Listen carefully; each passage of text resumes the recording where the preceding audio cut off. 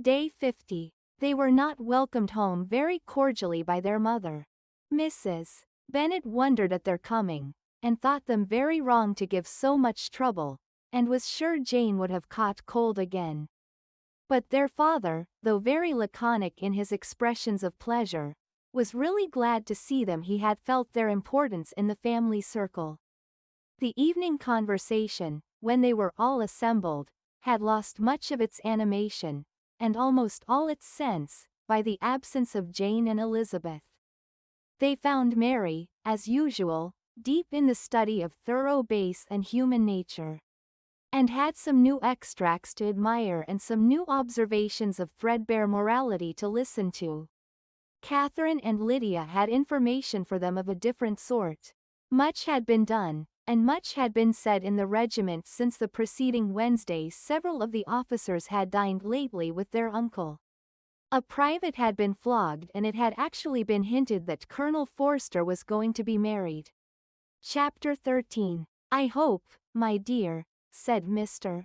Bennet to his wife, as they were at breakfast the next morning, that you have ordered a good dinner today.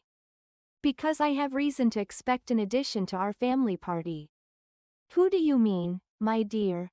I know of nobody that is coming, I am sure, unless Charlotte Lucas should happen to call in.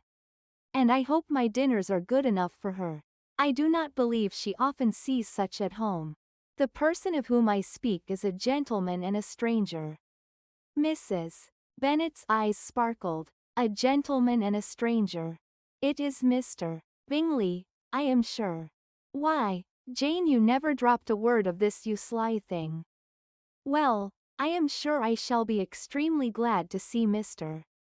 Bingley, but good Lord, how unlucky. There is not a bit of fish to be got today. Lydia, my love, ring the bell. I must speak to Hill this moment. It is not Mr. Bingley, said her husband. It is a person whom I never saw in the whole course of my life. This roused a general astonishment, and he had the pleasure of being eagerly questioned by his wife and 5 daughters at once. After amusing himself some time with their curiosity, he thus explained: about a month ago I received this letter, and about a fortnight ago I answered it, for I thought it a case of some delicacy, and requiring early attention. It is from my cousin, Mr. Collins, who, when I am dead, may turn you all out of this house as soon as he pleases.